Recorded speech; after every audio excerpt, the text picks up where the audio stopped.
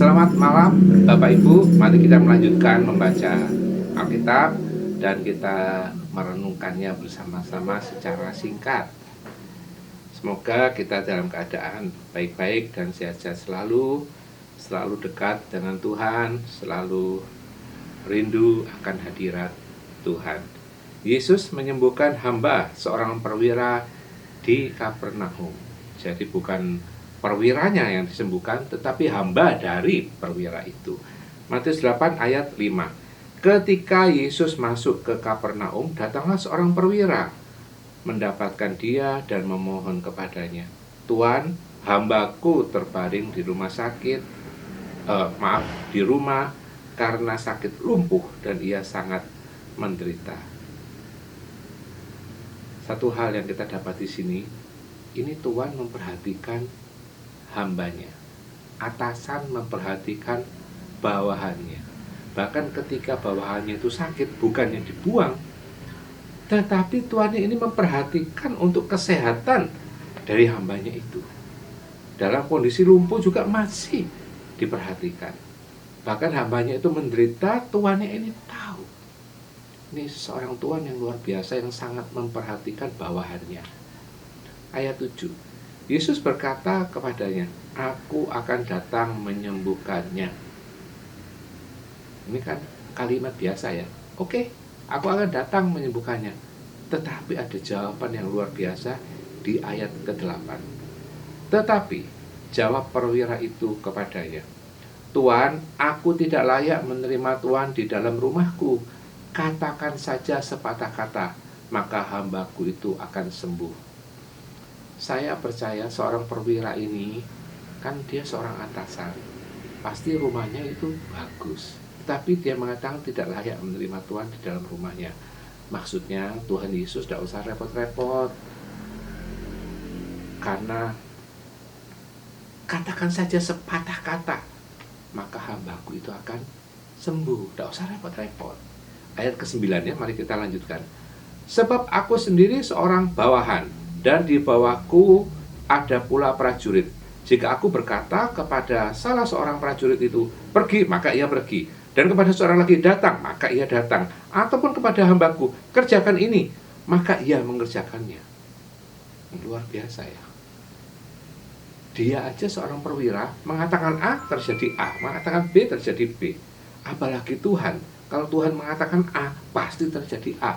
Kalau Tuhan mengatakan sembuh, tidak usah repot-repot datang ke rumah saya. Hamba saya yang jauh yang ada di rumah itu pasti akan sembuh jikalau Tuhan mengatakannya. Ini menurut saya iman yang luar biasa. Pada waktu itu belum ada kan doa jarak jauh atau penyembuhan jarak jauh. Tetapi ini adalah kasus pertama yang menunjukkan iman yang luar biasa dari seorang perwira di Kapernaum. Bahwa doa jarak jauh dari Tuhan Yesus itu juga bisa menyembuhkan. Tidak perlu Tuhan Yesus ini datang. Tidak perlu. Tidak perlu Tuhan Yesus ini datang, menjamah, melihat, mendoakan. Tidak perlu. Cukup jarak jauh. Ini saya rasa satu terobosan bahwa penyembuhan jarak jauh itu bisa terjadi. Dan ini adalah iman dari seorang perwira di Kapernaum tersebut. Kita lanjutkan membaca ayat 10. Setelah Yesus mendengar hal itu, heranlah ia dan berkata kepada mereka yang mengikutinya, "Aku berkata kepadamu, sesungguhnya iman sebesar ini tidak pernah aku jumpai pada seorang pun di antara orang Israel." Apa artinya? Tuhan Yesus itu tidak melihat kamu itu orang Israel atau bukan. Tuhan Yesus tidak melihat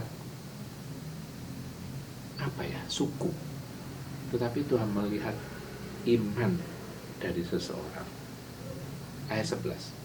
"Aku berkata kepadamu, banyak orang akan datang dari timur dan barat," artinya dari suku manapun, "dan duduk makan bersama-sama dengan Abraham, Ishak, Yakub di dalam kerajaan surga." Artinya mempunyai iman yang sama dengan Abraham, Ishak, Yakub. Percaya kepada Allah Yahweh, percaya kepada Yesus. Sedangkan anak-anak kerajaan itu akan dicampakkan ke dalam kegelapan yang paling gelap. Di sanalah akan terdapat ratap dan kertak gigi. Lalu Yesus berkata kepada perwira itu, "Pulanglah dan jadilah kepadamu seperti yang engkau percaya."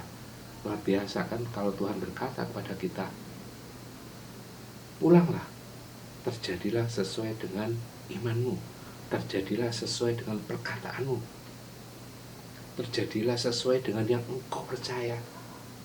Maka pada saat itu juga sembuhlah hambanya. Bapak Ibu, masalah menyembuhkan itu sangat kecil bagi Tuhan. Seketika disembuhkan bisa. Di zaman sekarang, kalaupun kesembuhan itu tidak terjadi sekejap, karena Tuhan ingin melihat hati kita. Apakah kalau nggak disembuhkan terus kita mengolok-olok Tuhan? Apakah kalau nggak disembuhkan lalu kita protes dan memberontak kepada Tuhan?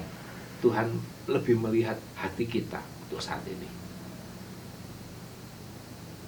Puji Tuhan kalau kita mendapatkan kesembuhan atau sesuai dengan yang kita doakan. Tetapi jika tidak, janganlah iman percaya kita, janganlah rasa hormat kita, janganlah penghormatan kita pada Tuhan itu berkurang. Tuhan Yesus memberkati kita semua. Amin.